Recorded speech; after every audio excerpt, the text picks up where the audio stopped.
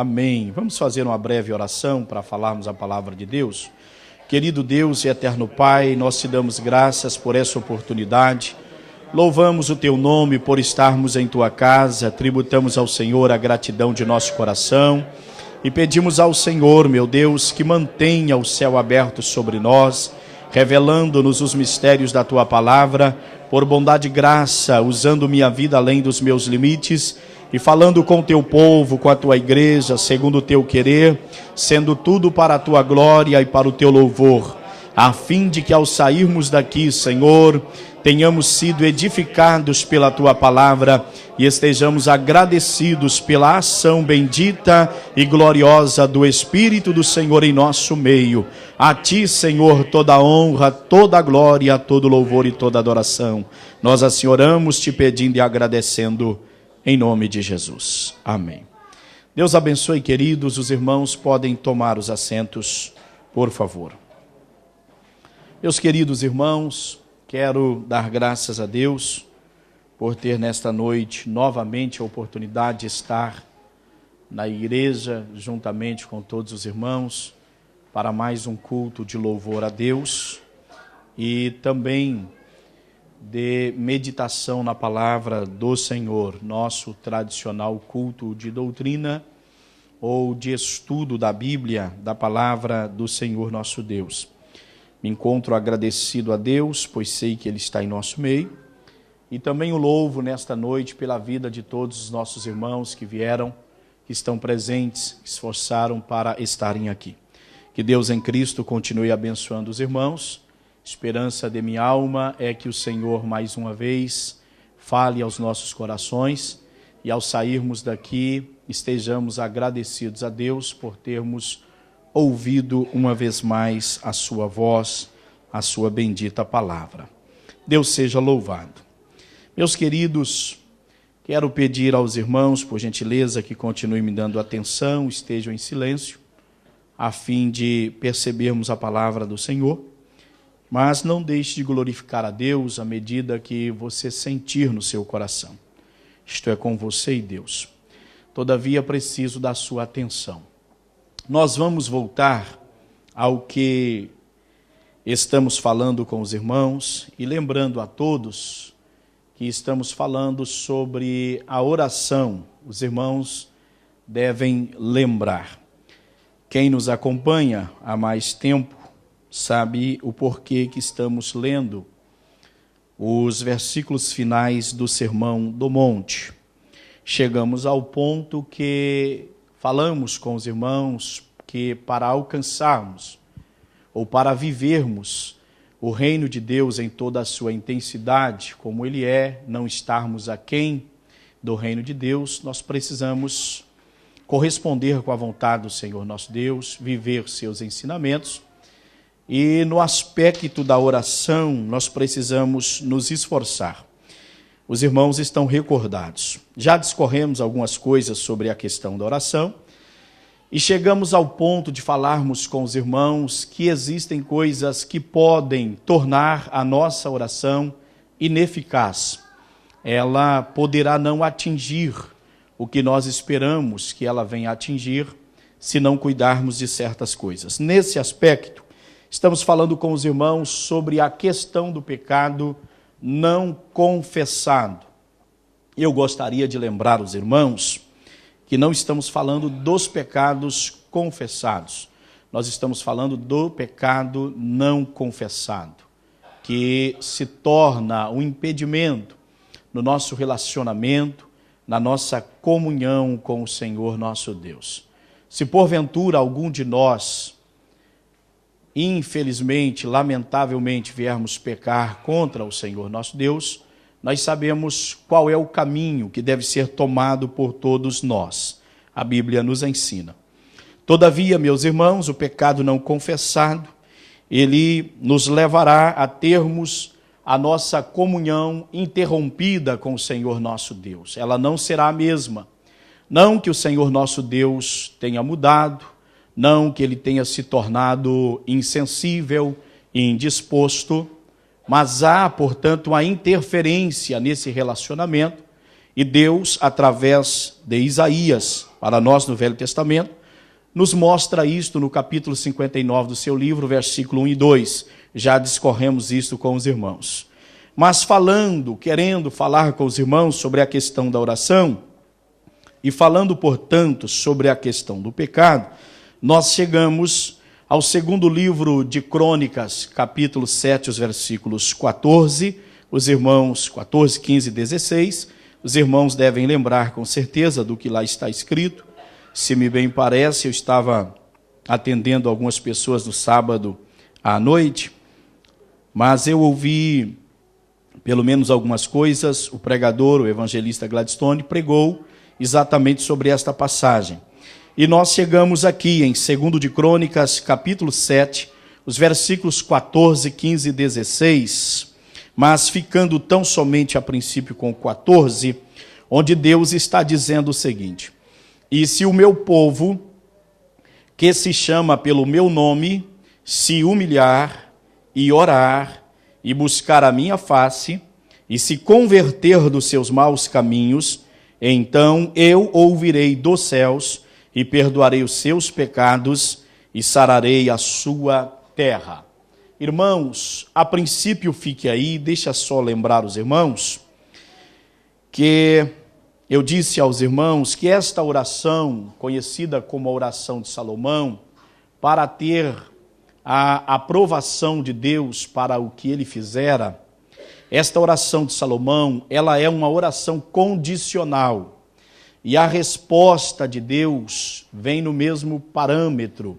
Deus responde do mesmo nível, estabelecendo também condições.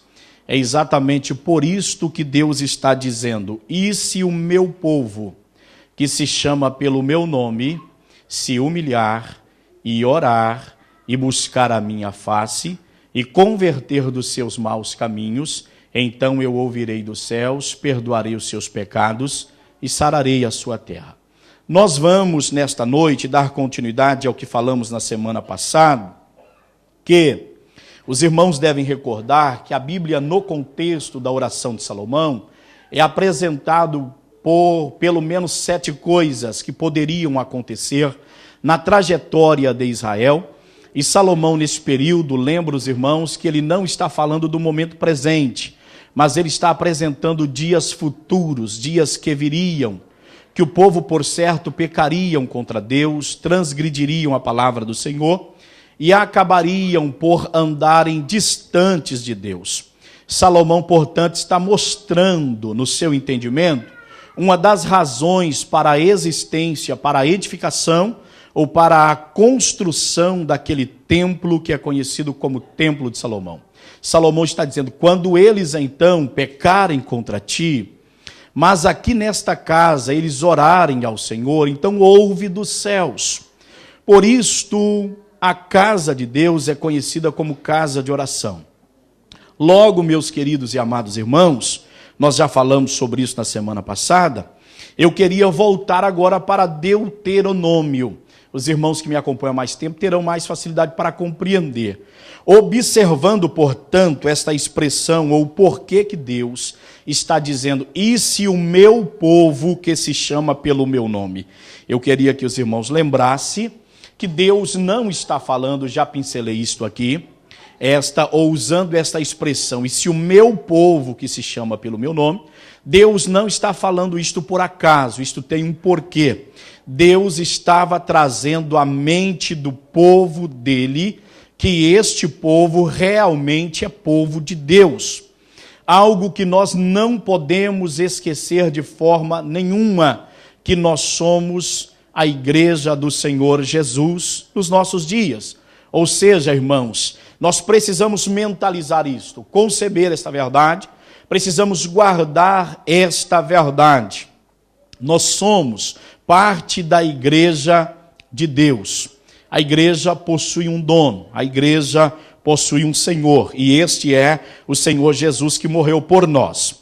Por isto que Deus está deixando claro: e se o meu povo... Agora volte para Deuteronômio, por favor, capítulo de número 7. Vejamos, quando Israel, em demanda da terra prometida, já está para entrar na terra da promessa, Deus, através de Moisés, está falando com este povo sobre a posição deles. Eu quero lembrar os irmãos que nós observamos no capítulo 19 do Êxodo, versículo de número 5, onde Deus está dizendo que o seu povo era um povo peculiar, um povo exclusivo. Quando Deus está dizendo, e se o meu povo, Deus está trazendo à mente dos israelitas que eles são um povo separado dos demais povos. Eles são, portanto, um povo peculiar, um povo exclusivo, um povo que Deus agradou, que Deus amou e que Deus quis eleger. E esta eleição, ela não se deu devido a prerrogativas humanas, ou de Abraão, de Isaac e de Jacó, mas se deu pelo amor do Senhor nosso Deus. Tanto é, irmãos, que no capítulo 7 de Deuteronômio, eu queria que você lembrasse, e isto é válido para nós no Novo Testamento, a salvação de Deus através de Cristo para mim e para você, não é porque nós tínhamos algo para agradar a Deus. Se tratou de bondade, graça e misericórdia do Senhor. Veja o capítulo 7 e o versículo de número 7. Deus está dizendo através de Moisés assim: o Senhor não tomou prazer em vós, nem vos escolheu, porque a vossa multidão era mais do que a de todos os outros povos. Pois vós ereis menos em número do que todos os povos, ou seja, em questão de número, o povo de Israel era insignificante. Veja bem, quando Deus escolhe a Israel, no plano de Deus em fazer deles a nação que se tornaram, Deus escolheu na pessoa de Abraão. E os irmãos são sabedores de que Abraão tinha uma esposa. Abraão tinha cerca de 75 anos. A esposa era estéril, não podia nem sequer gerar. Portanto, Abraão não tinha nem como apresentar um futuro humano para Deus. Abraão estava fadado a terminar a sua linhagem. Mas Deus entra na história dizendo: Abraão, eu farei de ti uma multidão de povos. Eles não eram grandes em números. De Abraão nasce o Isaac, do Isaac nasce mais 2, mas Deus escolhe só um para esta aliança. E este aí vem a ter 12 filhos, e desses 12 filhos desce 75 pessoas para o Egito. E quando sai do Egito, sai mais de 3 milhões de pessoas. E Deus desse povo forma a poderosa nação de Israel. Tanto é, irmãos, que eles estão cercados no Médio Oriente por inimigos de todos os lados e nunca conseguiram consumir este povo. E nem conseguirão, porque são o povo de Deus. Aceitem os homens ou não aceitem. Houve uma determinada época que um dos homens, um dos imperadores da Alemanha, ele não conseguia, por mais que queria, segundo ele, queria algo para que ajudasse a fé dele. Ele estava para morrer. E foi levado o pastor, o capelão, para falar com ele no momento final da sua vida. E o pastor chegou próximo dele, e ele fez tantas indagações, e quando ele falou, eu queria uma prova de que Deus existe. Sabe o que o pastor usou para ele? Disse para ele, olha, se você quer uma prova que Deus existe, eu vou te dar Israel. Israel é a maior prova da existência do Senhor nosso Deus. Nós temos observado, portanto, meus queridos irmãos, o cuidado de Deus para com a nação de Israel. Agora, volte a sua atenção. O que é, ou por que Deus escolheu a Israel? Isso está registrado no versículo 8.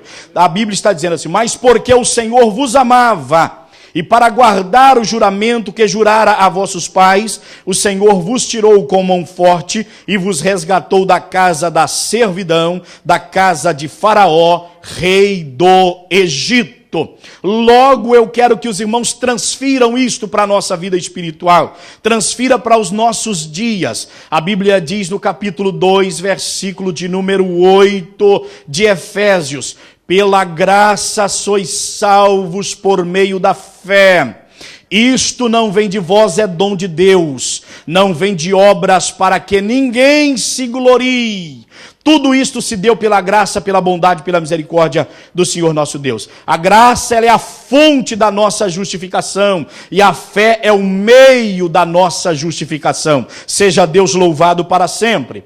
Logo, meus queridos irmãos, minhas queridas irmãs, Deus, ao estar para colocar Israel na terra da promessa, Deus está mostrando a este povo o que eles por serem seu povo. É por isto, eu repito, que Deus está dizendo, e se o meu povo, será que não bastava Deus dizer, olha, se vocês orarem, mas Deus está dizendo, considerem que vocês são o meu povo, considerem que vocês são quem eu elegi, quem eu quis constituir, quem eu quis fazer povo meu. Irmãos, nós não entendemos a dimensão, a grandeza de sermos a igreja do Senhor Jesus. A grande verdade que poucas pessoas conseguem entender esta grandeza. Se nós conseguíssemos entender esta grandeza, o nosso relacionamento com o Senhor nosso Jesus Cristo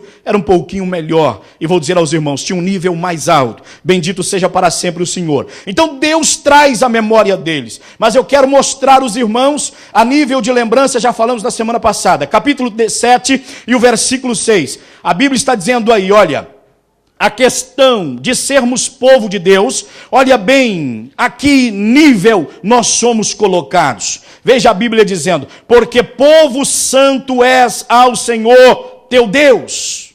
Em primeiro lugar, vamos observar isto. Quando Deus está dizendo para Israel, e se o meu povo, Deus está falando aquele povo que eu constituí como um povo santo, como um povo santo no Velho Testamento, vem de Kadosh, que significa separado ao serviço de Deus. Eles eram separados para o serviço de Deus, para a obra de Deus. Israel era para ser a nação sacerdotal. Eu disse na semana passada, Israel deveria ser um veículo de bênção para todos os povos e famílias da terra. Todas as nações circunvizinhas deveriam, ao olhar para Israel, ver a grandeza de Deus, a glória de Deus, e logo eles compreenderiam o portar daquele povo, a forma de viver, a forma de andar, a forma de proceder e a forma de adorar. Uma adoração consciente, uma adoração reverente, uma adoração piedosa, uma adoração com temor e tremor, uma adoração que honra ao eterno e soberano Deus. Para sempre seja louvado o nome do Senhor. Nós precisamos compreender isto.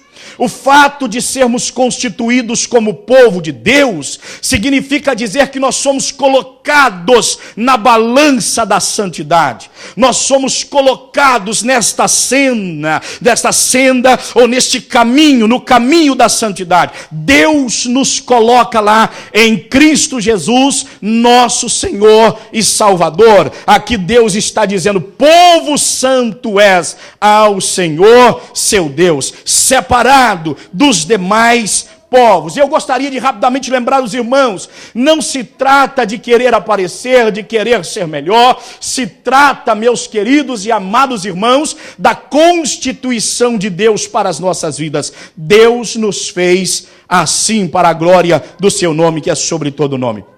Não esqueça isso não, por favor. Segundo lugar, nós precisamos observar. A Bíblia está dizendo para nós no versículo de número 14. Está com a Bíblia aberta, por favor? Então leia para mim, por favor.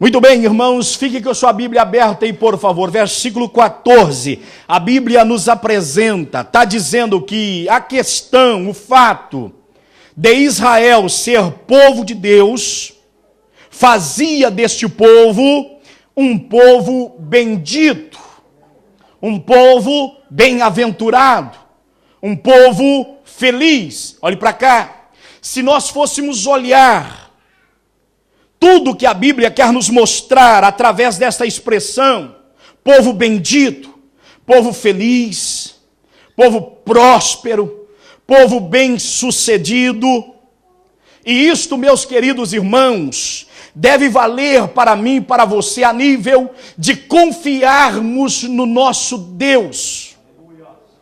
Tem faltado muito na nossa vida, no nosso meio. Mas olha o que a Bíblia vai dizendo: bendito serás mais do que todos os povos. Nem macho, nem fêmea haverá entre ti estéril, nem entre os teus animais. Atenção, irmãos.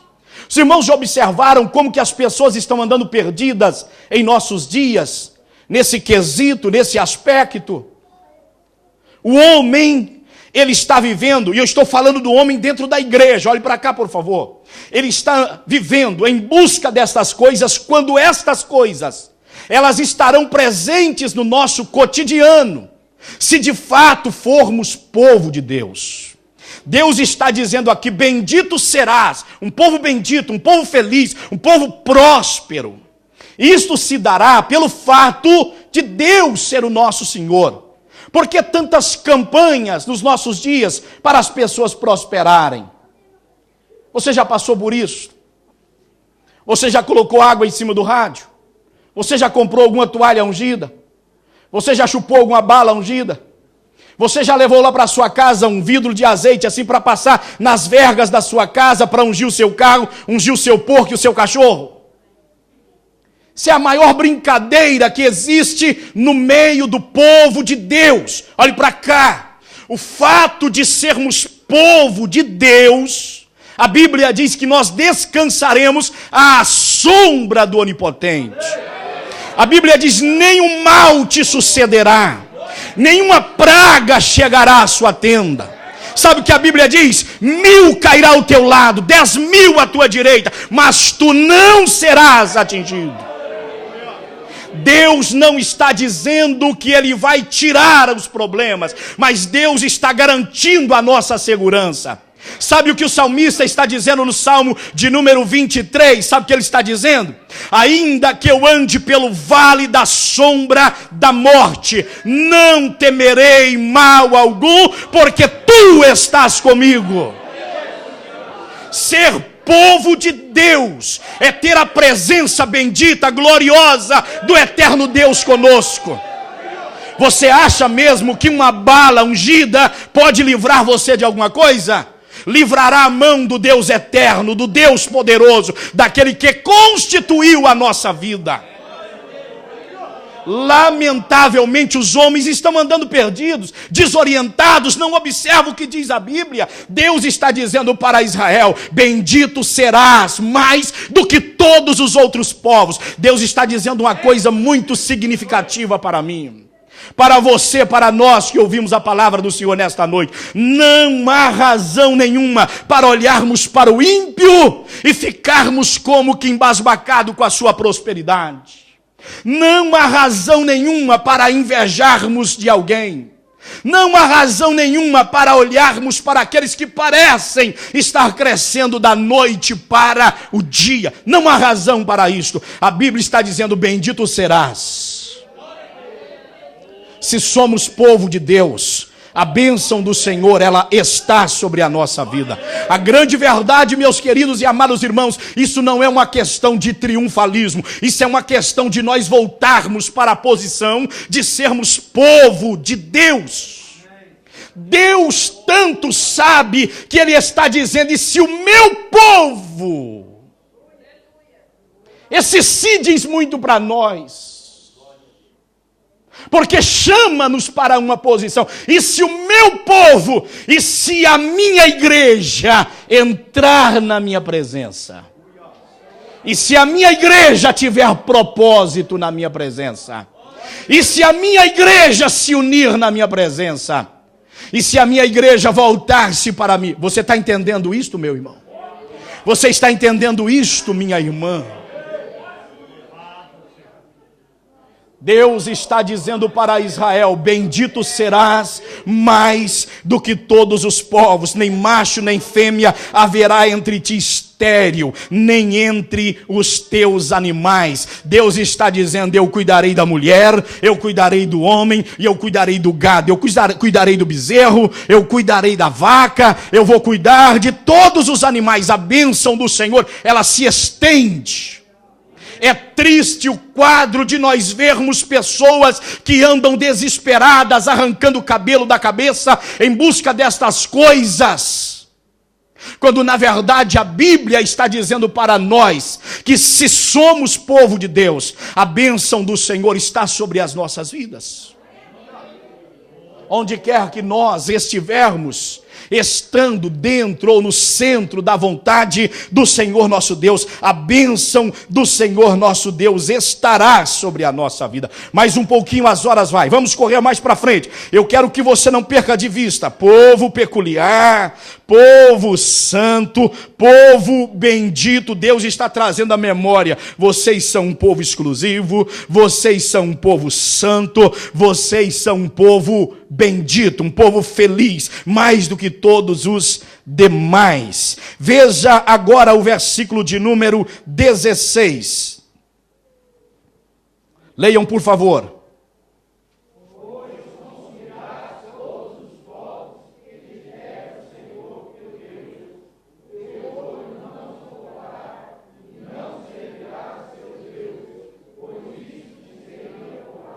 Muito bem, permaneça com a Bíblia aberta nesse versículo. Sabe o que a Bíblia está dizendo aqui em relação ao povo de Deus? Que se seriam um povo invencível nas suas batalhas. Seria um povo que não conheceriam derrota, se vivessem como o povo de Deus. Olhe para cá. Isto aqui se trata da conquista da terra. Deus está falando para a entrada deles lá. Deus não está negando a Israel que lá existe gigantes. Deus não está negando a Israel que lá existe naquela terra povo guerreiro e mais numerosos do que eles. Mas Deus também diz a eles: se o teu inimigo vier contra ti por um caminho, eu vou colocar terror neles, que eles ao fugirem precisarão de 7 caminhos para sair da vossa presença. A presença de Deus com Israel significaria ou significa que eles se tornariam um povo invencível nas suas batalhas, para a conquista de sua terra. Pois quem poderá guerrear contra Deus e vencê-lo?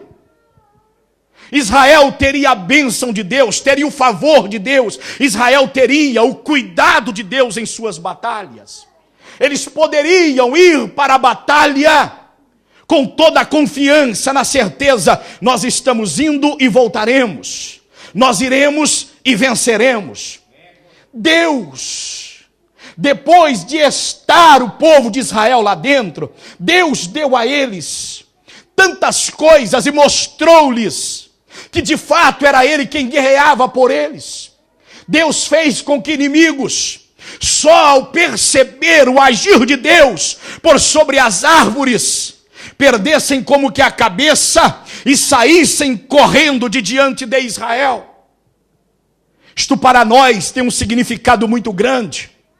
O que há de pessoas no nosso contexto, vivendo, sentindo-se como derrotados, como pessoas que não obtêm vitória, frustrados, como pessoas, infelizmente, meus amados irmãos, que perde o gozo, que perde o prazer de entrar perante Deus. Nós estamos falando da oração, em oração, porque no entendimento, o sentimento que vem à sua alma é que ele não obtém resposta de suas orações. Deus diz para Israel de uma forma muito clara: a questão é nós sermos povo de Deus.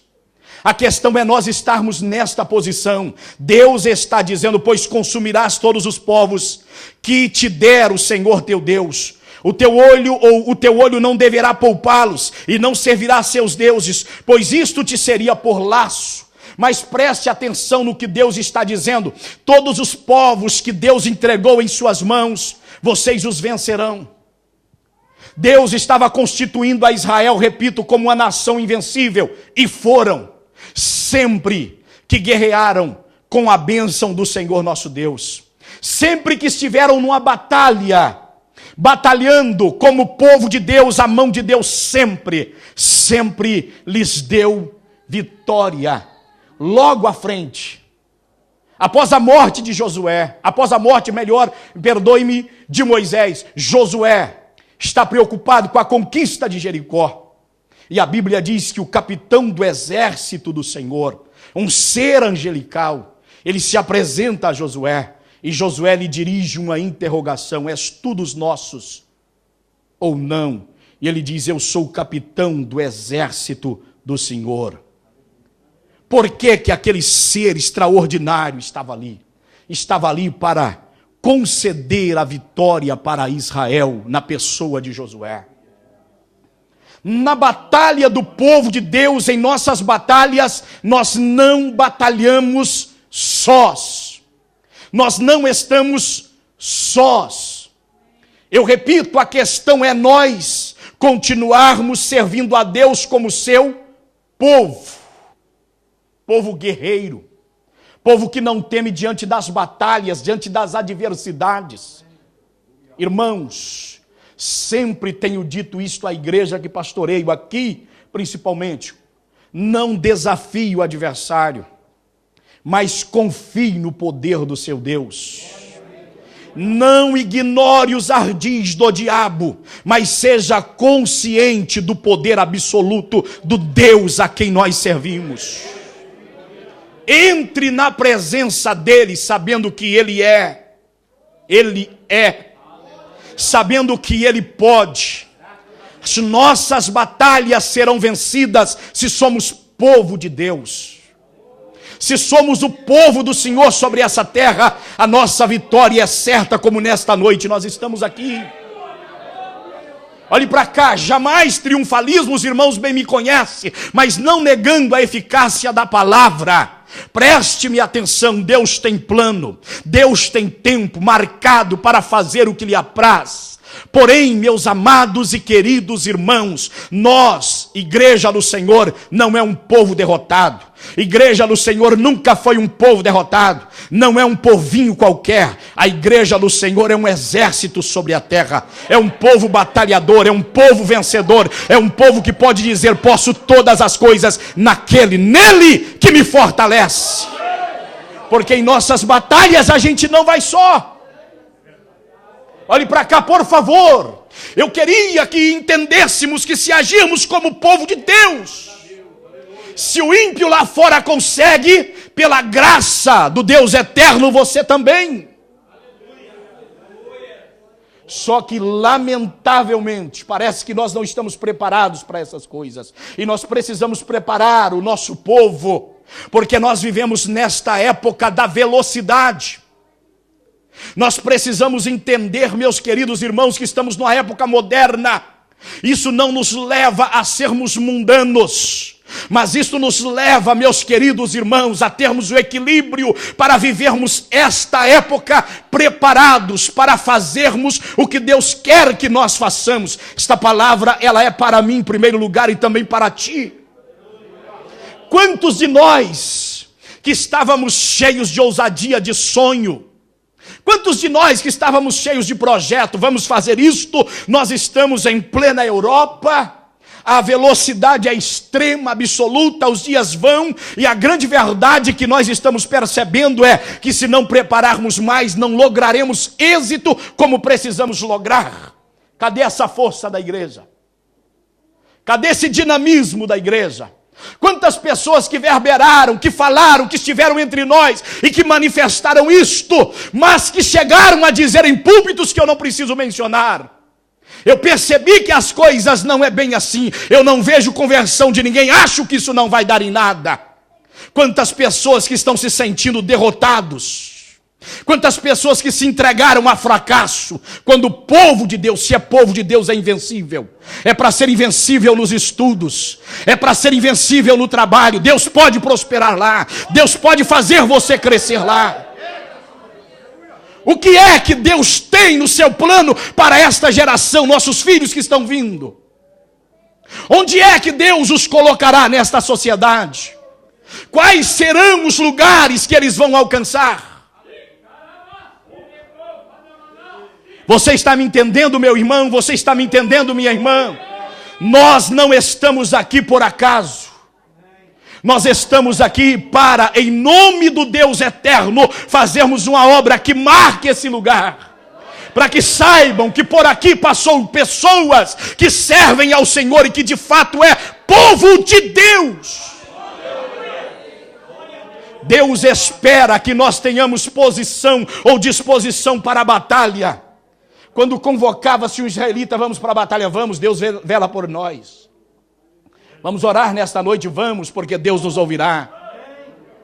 Olha, nós precisamos apresentar, irmãos, por menor que você pensa ser, Deus está nos dando uma oportunidade gigantesca na África. Aquela porta é grande, aquela porta é eficaz. E esta é a hora, este é o momento para nós.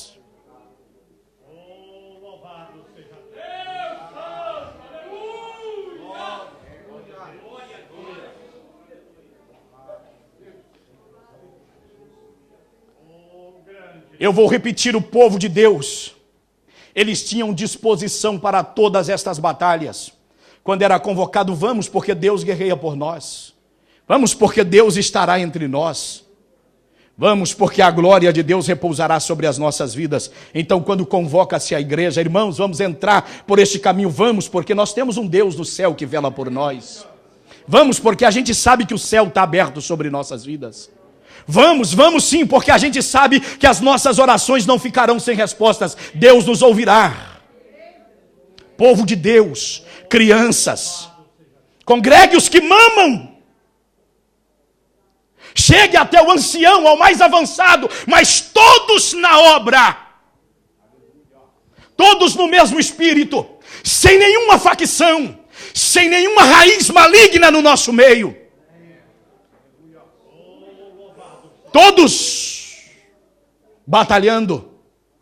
Todos, como pregara bem o pastor Janilton, lá em Santana do Mato, nos dizendo que todos na reconstrução das muralhas de Jerusalém trabalharam.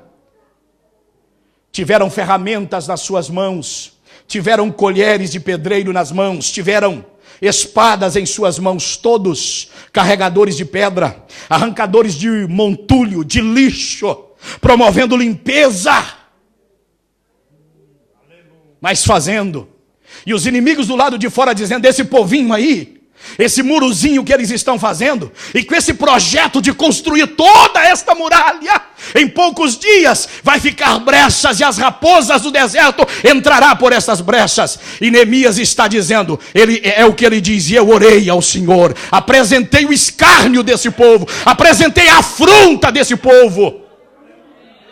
Lá estava a herdade do Senhor, a herança do Senhor. Amados, quão pequeno é o nosso número, muito maior já fomos, mas o nosso Deus permanece do mesmo tamanho.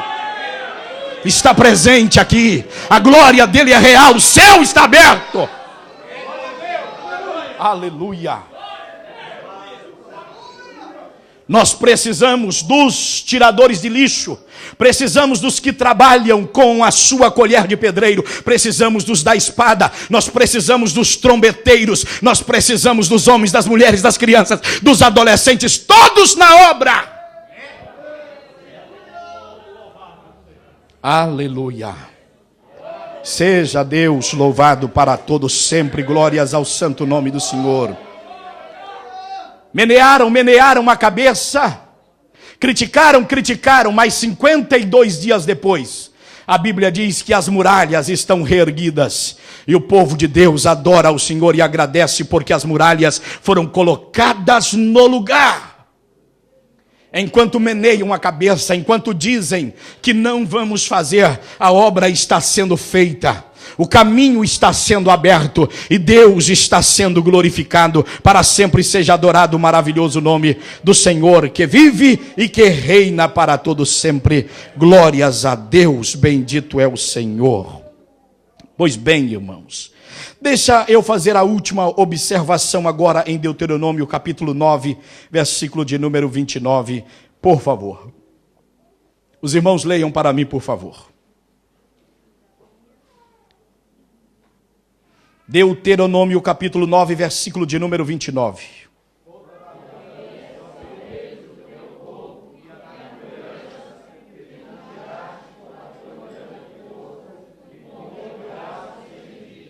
Muito bem, irmãos.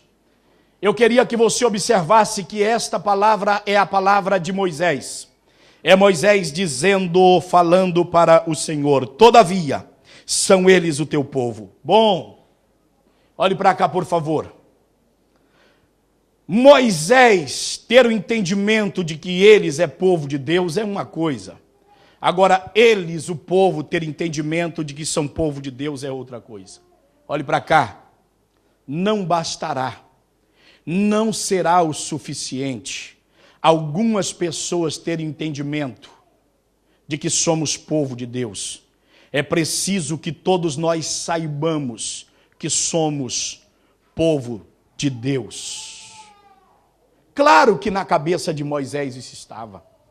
Tanto é que no capítulo 33 do Êxodo, os irmãos devem lembrar, porque falamos sobre isso já. Quando Deus está para exterminar este povo, devido ao pecado que eles cometeram, Moisés está dizendo: lembra, Senhor, que eles são o teu povo. E Deus aplaca a sua ira e perdoa, portanto, esse povo. Deus compadece deles. Moisés sabia. Quando Deus está falando em 2 de Crônicas, capítulo 7, versículo 14, e se o meu povo, é porque eles é que precisariam tomar esta consciência que são povo de Deus. Ao tomarem a consciência de que são povo de Deus, eles precisavam voltar para a lei e observar o que significa ser povo de Deus. Ser povo de Deus exclusivo, ser povo de Deus santo, ser povo de Deus separado, que está aí com o santo, ser povo de Deus bendito, ser povo de Deus invencível. E em último lugar, ser povo de Deus, é claro que a Bíblia vai mostrar-nos mais coisas. É o que eu estou considerando com os irmãos. Em último lugar, ser povo de Deus, ser herança do Senhor. É o que Moisés mostra para nós no versículo de número 29. Todavia são eles o teu povo, e a tua herança que tu tiraste com tua grande força e com teu braço estendido. Glórias ao maravilhoso nome do Senhor. Moisés está dizendo: este povo é tua herança. Este povo é a tua herança. Bendito seja para sempre o nome santo do Senhor nosso Deus. Agora, irmãos, já iremos encerrar, mas antes de encerrar, deixa eu fazer essa observação nos minutos que ainda me restam aqui, por favor. Israel, eu disse aos irmãos que eles tinham esse problema. E, na verdade, muitos o têm em nossos dias, que é entender o que é ser a igreja do Senhor Jesus. Na cabeça de muitas pessoas, ser a igreja do Senhor Jesus é ser abençoado com todo tipo de bênçãos. E alguns até citam Efésios capítulo 1, versículo de número 3. Bendito Deus e Pai de nosso Senhor e Salvador Jesus Cristo, que nos abençoou com toda sorte de bênçãos, mas aí Paulo acrescenta: bênçãos espirituais. Você está me entendendo, irmão? Está me entendendo, minha irmã? Bendito seja o Deus e Pai de nosso Senhor e Salvador Jesus Cristo, que nos abençoou com toda sorte de bênçãos espirituais. Isto é uma realidade na vida de cada cristão que faz parte da igreja do Senhor Jesus. Ele é uma nova criatura. Ele está assentado em Cristo nas regiões celestiais. Sobre ele não tem mais o poder, o pecado não tem mais domínio, poder sobre a vida dele. Ele saiu das trevas e veio para a luz. Sabe o que a Bíblia diz, meus amados e queridos irmãos? O pecado reinou na vida dele até aquele momento que Jesus Cristo salvou. A partir daquele momento, reina-se a justiça de Deus na sua vida. ele pode dizer categoricamente: eu sou um novo homem. A irmã pode dizer: eu sou uma nova mulher. Nós, em uma voz, podemos dizer: somos uma nova criatura. Já não somos mais as mesmas pessoas, dominados pelas mesmas coisas, pelos mesmos vícios. Cristo nos libertou. Cristo fez de nós uma nova criatura. Bendito seja para sempre o santo nome do Senhor. Porém, Deus confere-nos as suas bênçãos. O fato de sermos igreja do Senhor Jesus, nós temos privilégios que não são negados a nós. Temos acesso a eles. Agora, nós precisamos observar a balança que é colocada nesse relacionamento entre nós e Deus. Nesta balança, deixa eu mostrar ela para você. Você lembra daquela balança daqueles comerciantes antigos? Que ela tinha assim, ajuda, e dois, o quê? 2 pratos. Está lembrado daqueles 2 pratinhos? Mesmo peso. Você colocava o feijãozinho daqui tinha um peso de 1 quilo. Lembra daquilo? Tinha o de 2 quilinhos, né? Meio quilo, eu acho. Não é mais ou menos assim? E aquilo equilibrava. Você levava 1 quilo de feijão certinho, ou os 2 quilinhos de feijão que você queria. Nesse relacionamento nós com Deus, existe essa balança. Num dos pratos está exatamente os privilégios que Deus confere a todos nós. Mas na outra, vem os nossos deveres, as nossas responsabilidades, o nosso papel. Quantas pessoas, isso era um problema para Israel e Deus está trazendo isso de volta para a memória. E se o meu povo que se chama pelo meu nome? Quantos deles que tinham esse problema? Tanto é que eles confrontaram Jesus. Olha bem, irmãos.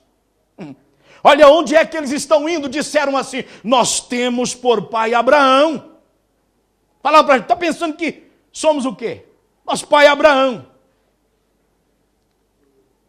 E aí Jesus falou para eles: vocês dizem ser filhos de Abraão, mas procurais me matar. Procurais tirar a minha vida. Lá estava o entendimento daquele povo. Só pensava na balança do privilégio, ou no pratinho do privilégio, mas não pensava dos deveres. Quais eram as obras de Abraão? E Jesus vai os levando, até que chega no versículo 56 do capítulo 8 de João e diz assim: Abraão, vosso pai, ele viu o meu dia e se alegrou. E é claro que eles não conseguem entender, mas como pode? Ele é mais novo do que Abraão, e está dizendo que Abraão viu o dia dele. Jesus estava falando daquela cena gloriosa que aconteceu quando Abraão sobe ao Monte Moriá para sacrificar Isaque. Isaque ali até então representa a igreja e não pode ser sacrificado. Então o anjo brada do céu: Abraão, Abraão, não faça tal, agora sei que tu temes a Deus. E a Bíblia diz que aparece um cordeiro, um carneiro, está ali preso. Abraão toma, aquele é o tipo de Cristo. Ele é apresentado naquela hora e é sacrificado no lugar de Isaque, que significava a igreja. Cristo nos substituiu lá. Abraão, pelos olhos da fé, vê esta cena do Calvário, quando Cristo chegaria lá para morrer em nosso lugar. Então, atenção, nós precisamos ter o entendimento, e Deus está chamando a Israel para recordarem isto, que eles não terão privilégios como eles querem ter, se eles esquecerem dos seus deveres, da responsabilidade, se eles esquecerem do que está prescrito na lei, do que Deus traçou na lei, do que Deus falou na lei. Olhe para cá, por favor, irmãos. Não tem vida eterna, não tem salvação se não andarmos segundo as Escrituras. Não tem céu de glória se nós não andarmos segundo a palavra do Senhor nosso Deus. Temos privilégios, graças a Deus temos, e como temos, mas não esqueçamos dos nossos deveres, não esqueçamos da nossa responsabilidade. Irmãos, tanto é, abra sua Bíblia agora rapidamente, capítulo 1 do profeta Isaías.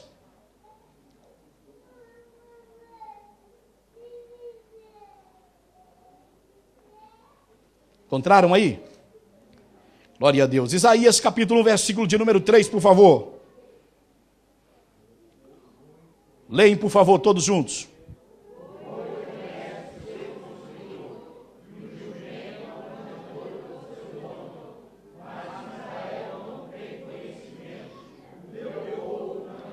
Não há coisa pior do que isso, servir a Deus sem entendimento. Não há coisa pior do que isto, servir a Deus sem entender.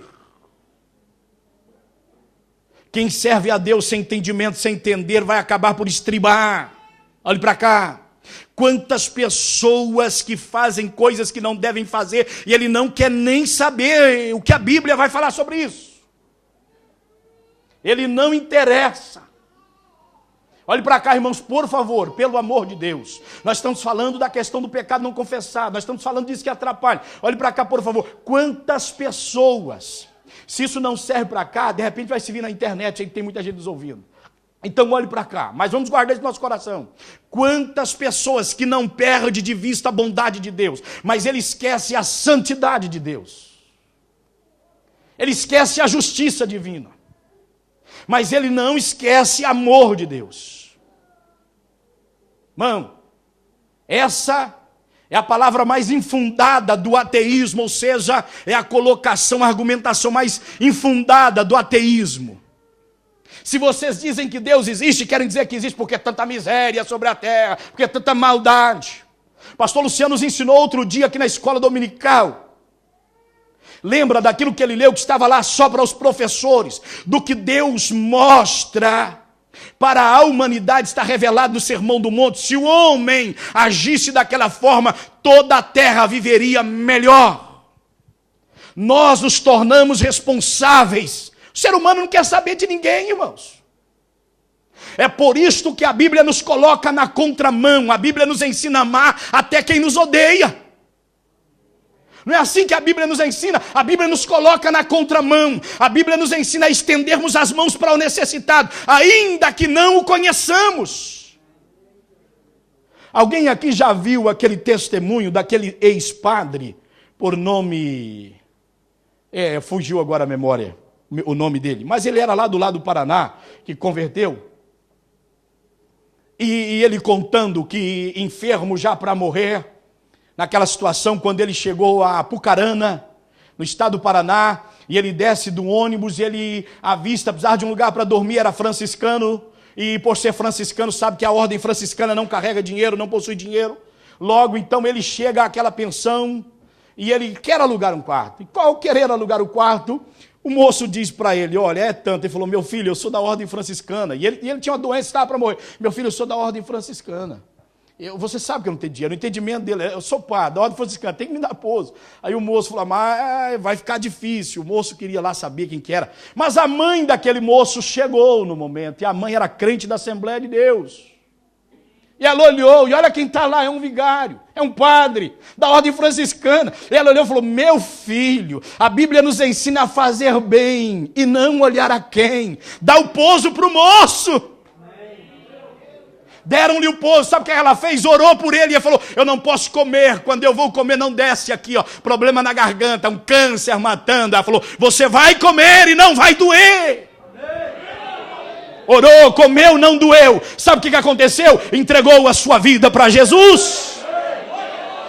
A Bíblia, o Evangelho nos coloca nessa contramão. Aí fora, ajuda-se amigo, quem é chegado, e olhe lá. Aqui na igreja é diferente. Aqui na igreja ama sem ser amado. Não é? Aqui na igreja faz justiça sendo injustiçado. Não é mais ou menos assim, irmãos? Não é isto que a Bíblia nos ensina? Bendito seja para sempre o nome do Senhor. Por qual razão? Porque a gente sabe. Só que tem uma coisa, irmãos. Não falta as bênçãos de Deus sobre a vida desse homem, sobre a vida dessa mulher e sobre essa casa. Você já viu que coisa mais gloriosa? Você poder sair daqui hoje, chegar lá na sua casa, deitar sua cabeça naquele travesseiro e dormir em paz, como diz o salmista no Salmo 4. Em paz deitarei e dormirei, porque tu, Senhor, me fazes habitar em segurança. Oh, maravilha! Deitar sem nenhum problema, não estando preso com ninguém, estando tranquilo. Olha, Jesus poderá voltar essa madrugada, nessa noite. Se voltar, eu vou encontrar com os meus irmãos e com as minhas irmãs nas alturas. Tem sim, irmãos, esta balança dos nossos privilégios, mas não esqueçamos dos nossos deveres, da nossa responsabilidade. Eu tenho dito aos irmãos, não tem céu de glória senão pela Bíblia, senão pela palavra, senão pelas Escrituras. É preciso passar pelo crivo das Escrituras, é preciso passar pela porta das Escrituras, pela palavra do Senhor nosso Deus, chegaremos lá. Se coloque de pé, por favor, precisamos parar. Deus seja para sempre louvado. Depois falaremos aqui rapidamente sobre o versículo 3 do capítulo 1 do profeta Isaías. Deus abençoe os irmãos em nome de Jesus.